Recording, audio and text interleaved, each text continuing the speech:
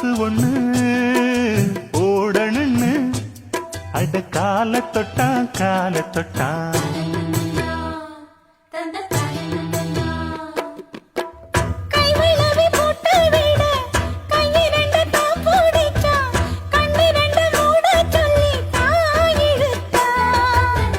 மூக்குத்திய போட்டு விட உம்மகத்தை தான் நிமித்தி நேருக்கு நேர் முன்ன வந்து தான் சிரிச்சா.